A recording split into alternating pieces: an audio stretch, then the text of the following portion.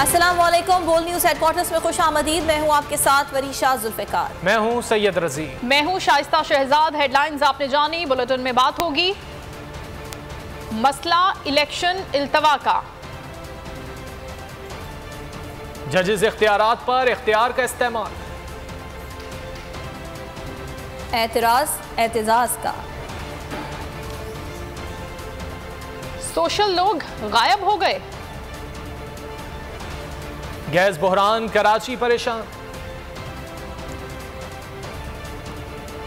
और एहसन खान का कलाम। आगाज करेंगे बड़ी अदालत, बड़ा केस, बड़े रिमार्क्स। जस्टिस जमाल मंदुखेल ने अहम वजाहत कर दी है। इलेक्शन इल्तिवा केस में रिमार्क्स में कहा, अपने फैसले पर कायम हूं, मेरे बारे में गलत तासुर दिया गया, मेरे कल से मंसूब बयान को तोड़ मरोड़ कर पेश किया गया। फैसला 4 का था, 3 का नहीं। 4 जजेस ने इस मामले को निपटा दिया था।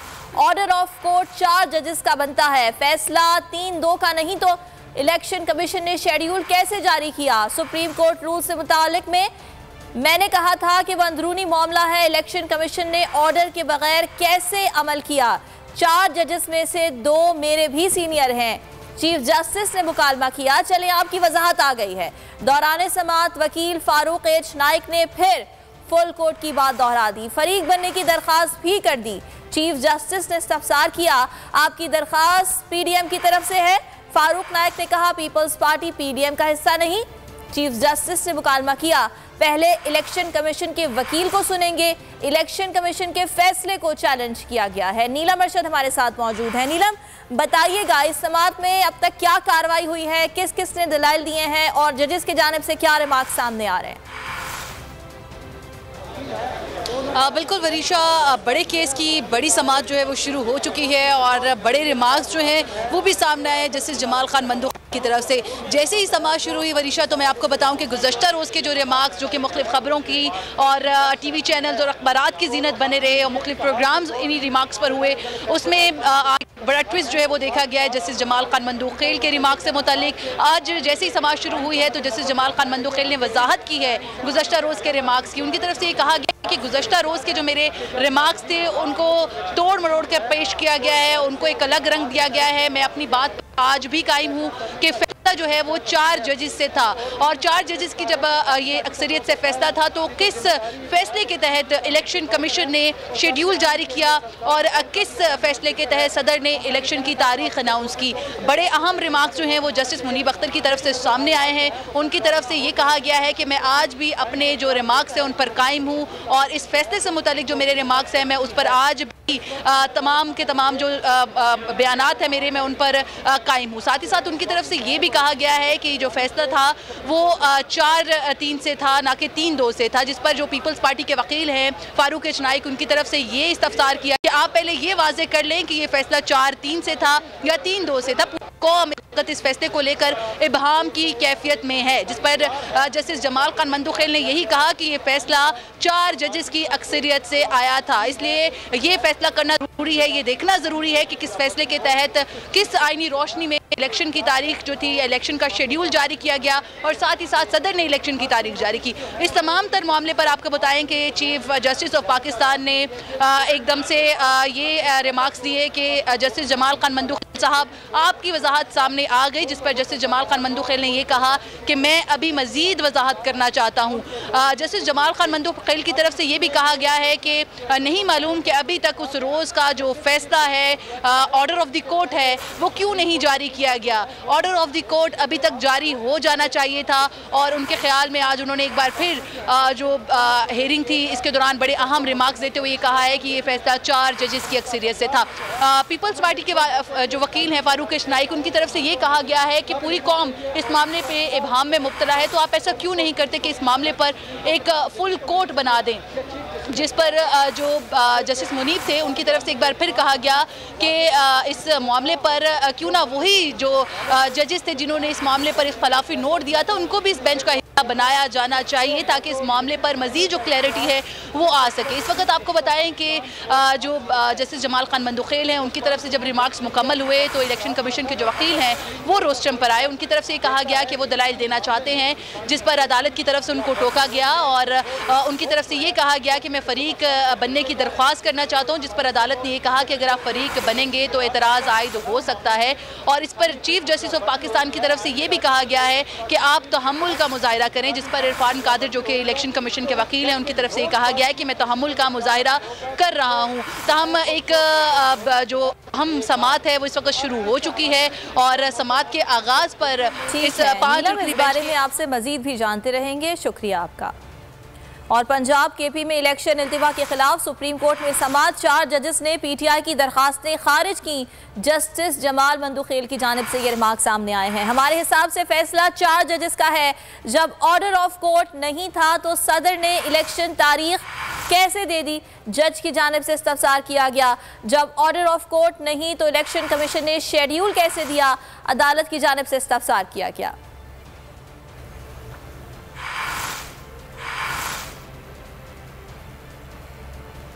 आगे बढ़ते हैं। कौमी असम्बली की कायमा कमेटी बराए कानून ने supreme court practice and procedure bill 3 तरमीम के साथ मंजूर कर लिया। बिल के मुताबिक आइन तशरीह के मुकदमात की समात 5 से कम जजेस पर मुश्तमिल बेंच नहीं करेगा। इसी हवाले से बात कर लेते हैं बोली नुमाइंदे फाहद चौधरी से। फाहद, क्या तफसीलात हैं? जी देखिए, कौमी असम्बली की कायमा कमेटी बराए कानून और इंसाफ ने supreme court practice and procedure bill 3 तरमीम के साथ इत्तफाक़ राय से मंजूर कर लिया है।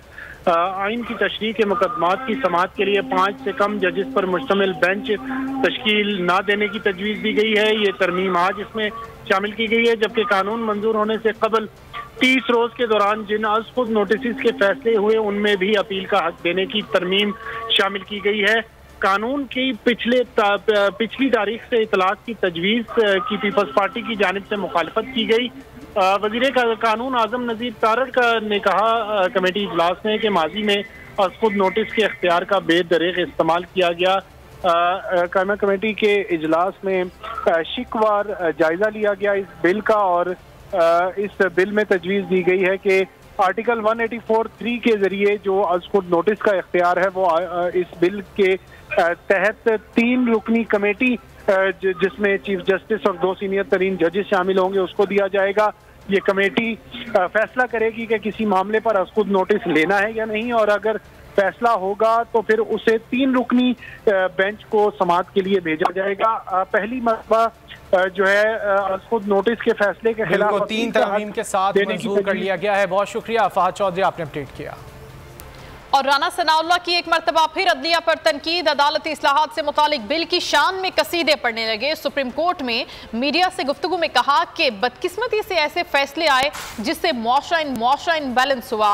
सुप्रीम कोर्ट से इंसाफ चाहते हैं। सुप्रीम कोर्ट का कोई मामला अंदरूनी नहीं, अदालत उज़्मा के किरदार से ही बैलेंस आएगा। राना सनाउल्लाह ने कहा कि सो मोटो नोटिस पर फुल कोर्ट तश्कील दिया जाए। रूल ऑफ लॉ और रूल ऑफ कॉन्स्टिट्यूशन जो है उसमें अदालत उज़्मा अपना किरदार अदा करे। अदालत उज़्मा के किरदार से ही जो है वो बैलेंस आएगा। इससे पहले बदकिस्मती से ऐसे फैसले जो है वो होते रहे हैं जिनकी वजह से मुआशरे में बैलेंस की बजाय जो है वो इम्बैलेंस हुआ और लोगों को उसके ऊपर शकूक व शुबहात उठे। अब जो एक फ़ैसला हुआ है और उस फैसले में एक तरफ कहा जा रहा है कि ये 3-2 का फ़ैसला है, ये भी मुअज़्ज़ज़ जजेस साहबान की तरफ से कहा जा रहा है, और एक तरफ कहा जा रहा है कि 4-3 का फ़ैसला है, ये भी मुअज़्ज़ज़ जजेस ही फरमा रहे हैं। तो ये मामला जब तक क्लियर नहीं होता और इसके मुतल्लक ये कहना कि जी ये अंदरूनी मामला है, सुप्रीम कोर्ट का फैसला जो है वो अंदरूनी मामला नहीं हो सकता। इंतखाबात 90 दिन में कराने का सुप्रीम कोर्ट का 5-3 का फैसला मौजूद है। पंजाब और केपी असम्बलियों के इंतखाबात उनको कराने ही पड़ेंगे। कानून साजी के बावजूद इस पर कोई असर नहीं पड़ेगा। सीनियर कानूनदान बैरिस्टर एतजाज अहसन की बोल न्यूज़ से गुफ्तगू।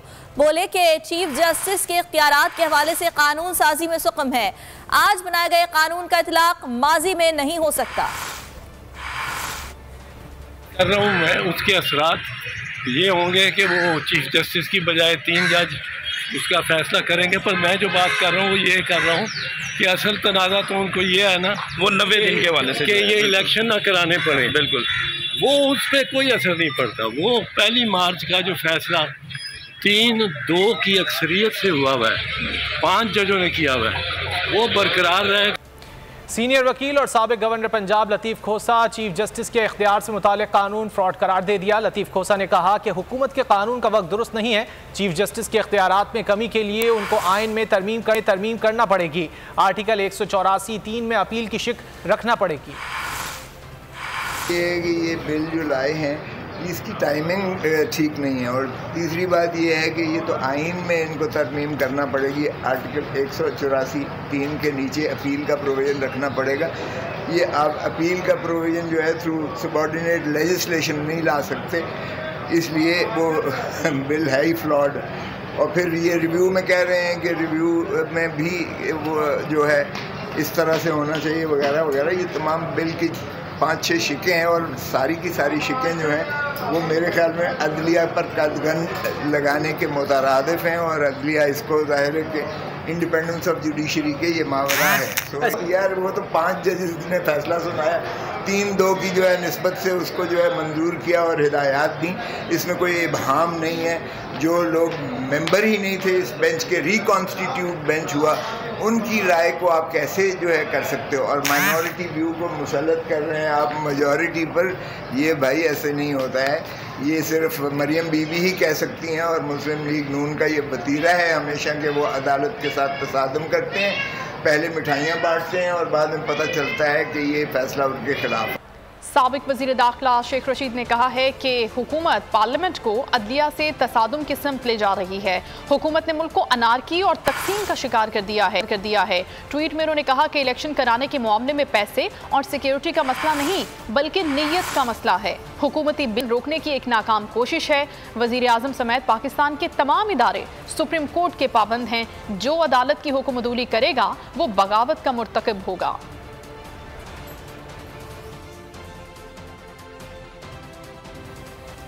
1997 में नवाज शरीफ ने सुप्रीम कोर्ट पर हमला किया। वो एक बार फिर अदालत उज़्मा पर हमलावर है। नून लीग पहले भी आइन पर हमलावर हुई है और अब आइन बनाने वाली जमात को भी शामिल कर लिया। विफाकी काबीना का अदालतों में क्या काम? अदालत के अहाते में काबीना का इजलास नहीं होता। PTI रहनुमा अली मोहम्मद खान ने सवाल उठा दिया। बोले हम भी अदालती इस्लाहात चाहते हैं लेकिन टाइमिंग दुरुस्त नहीं है।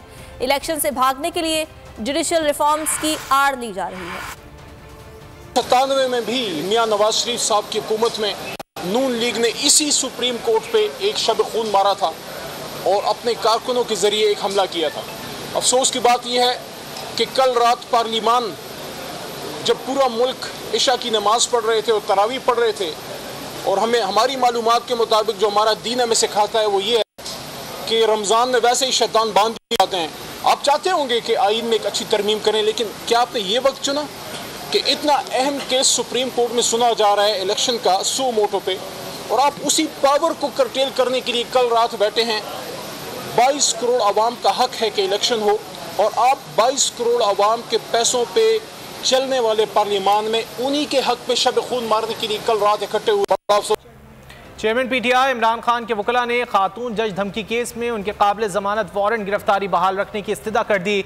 जुडिशल मजिस्ट्रेट मलिक अमान ने समात में वक्फा कर दिया। वकील सफाई ने दलाइल में कहा इमरान खान को सिक्योरिटी खदशात हैं। उनसे सिक्योरिटी वापस लेने पर इस्लामाबाद हाई कोर्ट ने भी नोटिस जारी किए। जज ने रिमार्क्स में कहा सरकार की तरफ से अभी कोई पेश नहीं हुआ, सरकार की तरफ से देखते हैं क्या कहा जाता है। इमरान खान के वकील ने जज से कहा मैं अभी इस्लामाबाद हाई कोर्ट जा रहा हूं।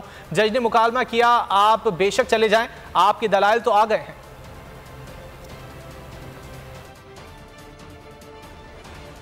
इस्लामाबाद हाई कोर्ट ने PTI के रहनुमा अली अमीन गंडापुर के खिलाफ दर्ज मुकदमात की तफसीलात तलब कर ली हैं, जबकि आइंदा समात तक हुकाम को अली अमीन गंडापुर के खिलाफ तादीबी कार्रवाई से भी रोक दिया है। तहरीरी हुक्म में कहा गया है कि वकील दरखास्त गुजार के मुताबिक अली अमीन गंडापुर को मुतअद्दिद जाली मुकदमात में नामजद किया गया है और उन्हें FIR की तफसीलात फराहम नहीं की जा रही। हुक्म में मजीद कहा गया है कि 31 मार्च तक तमाम केसेस की तफसीलात जमा कराई जाएँ। दरखास्त की समात 31 मार्च तक मुलतवी कर दी गई। सिंध हाई कोर्ट ने हसन नियाजी की गिरफ्तारी और मुकदमे के इंदराज के खिलाफ आईनी दरखास्त समाअत के लिए मुकर्रर कर दी। हसन नियाजी के वालिद हफीजुल्लाह नियाजी वकला के हमरा सिंध हाई कोर्ट में पेश हुए। उन्होंने अदालत से इस्तदा की कि दरखास्त की समाअत आज ही की जाए। जस्टिस के आगा ने मुकालमा किया, आज बहुत ज्यादा केसेस हैं जिसके बायस समाअत मुमकिन नहीं है, कल आपकी दरखास्त की समाअत करेंगे। दरखास्त में हफीजुल्लाह नियाजी ने मौक़िफ़ इख्तियार किया कि मेरे बेटे को बेबुनियाद मुकदमात में गिरफ्तार किया जा रहा है। हसन नियाजी की गिरफ्तारी को गैर कानूनी और कल अदम करार दिया जाए। आपको आगाह कर रहे हैं, आज ही समाअत करने की इस्तदा हसन नियाजी के वालिद की जानिब से की गई, जिस पर अदालत का ये कहना था कि आज बहुत से केसेस मौजूद हैं, आज समाअत नहीं की जा सकती, ताहम कल पर इस केस को रखते हैं और अब इस दरख्वास्त पर कल समाअत होगी। आपको बताएं कि हसन नियाजी की गिरफ्तारी के खिलाफ आईनी दरख्वास्त दायर की गई है और अब उसे समाअत के लिए मुकर्रर कर दिया गया है। अहम खबर दें आपको, खातून जज को धमकी देने से मुतालिक केस, इमरान खान की हाजिरी से इस्तिस्ना की दरख्वास्त खारिज कर दी गई। इमरान खान के नाकाबिले जमानत वारंट गिरफ्तारी जारी कर दिए गए। इमरान खान को 18 अप्रैल को अदालत में पेश करने का हुक्म। तफसीलात जान लेते हैं बोली उसके नुमाइंदे एहतशाम अली अब्बासी से। एहतशाम, क्या तफसीलात हैं? जी, डिस्ट्रिक्ट एंड सेशन कोर्ट से बड़ी खबर है। इमरान खान की जो काबिले जमानत वारंट गिरफ्तारी थे उनको एक बार फिर से नाकाबिले जमानत वारंट गिरफ्तारी में तब्दील कर दिया गया है और दूसरी जानिब इमरान खान की हाजिरी से इस्तिस्ना की दरख्वास्त उनकी वकला की टीम ने दायर की थी वो भी खारिज कर दी गई है। मलिक अमान की अदालत से ये फैसला सुनाया गया है। इससे कबल जो है राना मुजाहिद रहीम ने नाकाबिले जमानत वारंट गिरफ्तारी इमरान खान के जारी किए थे। पुलिस इमरान खान को गिरफ्तार करने लाहौर पहुंची थी, लेकिन फैजान गिलानी ने वही वारंट गिरफ्तारी जो है बेलेबल में कन्वर्ट कर दिए थे। आज इमरान खान ने पेश होना था, इमरान खान अदालत पेश नहीं हुए। इमरान खान के वकला की जानिब से अदालत में हाजिरी से इस्तिस्ना की दरख्वास्त दायर की गई थी और जो बेलेबल वारंट थे उनको बरकरार रखने की जो इस्तदा की गई थी वो इस्तदा मंजूर नहीं की गई अदालत से। मलिक अमान की अदालत से इमरान खान के नाकाबिले जमानत वारंट गिरफ्तारी जारी हुए हैं। इमरान खान को गिरफ्तार करके अदालत पेश करने का हुक्म जारी हो गया है। ठीक है, बहुत शुक्रिया एहतशाम इन तफसीलात के लिए। अगर आपको ये वीडियो पसंद आए तो लाइक पर क्लिक करें। तो नजर आ रहा है सामने लिखा हुआ है जुल्म मिटने के लिए दो चीजों से मिटेगा भाई। एक, अदल की कुर्सी पे जो लोग बैठते हैं ना वो अदल के हिसाब से फैसले करने लगे। दूसरा, कौम निकल खड़ी उस जुल्म के खिलाफ, तो जुल्म खत्म हो जाएगा। या इन दोनों में से कोई एक चीज हो जाए या दोनों हो जाए। अगर 420 का मुकदमा था उस वक्त अदलिया में जो लोग बैठे हुए केस देख रहे थे वो पूछते ना यार चीट हुआ कौन है, जब उनको दिखता कोई चीट नहीं हुआ केस खत्म कर देते। तो जालिम जुल्म कर ही नहीं पाता। 9 जजेस ने नोट बिफोर किया मेरे केस को यार, 1.5 साल चला। शख्सी जमानत का केस, सेम केस इस्लामाबाद में कर दिया। एक ही इल्जाम पे 2 केस हो नहीं सकते भाई। मतलब 60 दिन का वक्त होता है, 102 दिन के बाद मैं जीत गया, केस बरी हो गया, 102 दिन के बाद अपील फाइल की, एक्सेप्ट कर ली। नहीं करते ना एक्सेप्ट, खत्म हो जाता ना जुल्म यार। भरी अदालत में मुझे बरी कर दिया, फिर पता नहीं क्या हुआ 2.5 घंटे बाद का नोट बिफोर, मैं नहीं सुनता ये केस। खड़े रहते अपने फैसले, मिट जाता जुल्म। अल्लाह ताला ने बिठाया इन कुर्सियों पे इनको यार, ये अल्लाह ताला की तरफ से फैसले करने हैं। तो या तो ये फैसले आएंगे जुल्म मिट जाएगा या कौम खड़ी हो जाएगी जुल्म के खिलाफ। सुप्रीम कोर्ट के मंसूर अली शाह साहब जस्टिस एक ऑर्डर पास किया उनकी बेंच, और उस ऑर्डर के अंदर उन्होंने बड़ा क्लियर बता दिया कि जी बरियत की जो दरखास्तें हैं वो कब कब लगेंगी। उसमें से एक वजह उन्होंने बताई कि जी जब कोई क्राइम ही ना हुआ हो तो बरी कर दें ताकि अदालतों पे बोझ ना रहे, वो केसेस चलते ना रहे।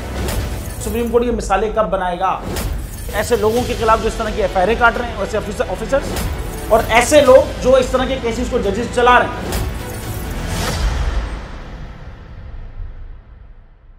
रहमत का महीना आ गया है, बख्शिश का सफीना आ गया, होगी मुलाकात उलमाए दीन से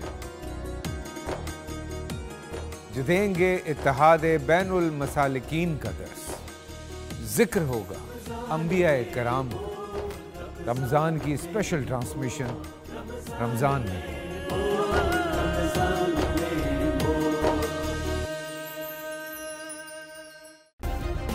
सब्सक्राइब करें और बेल दबाएं ताकि कोई खबर रह न जाए।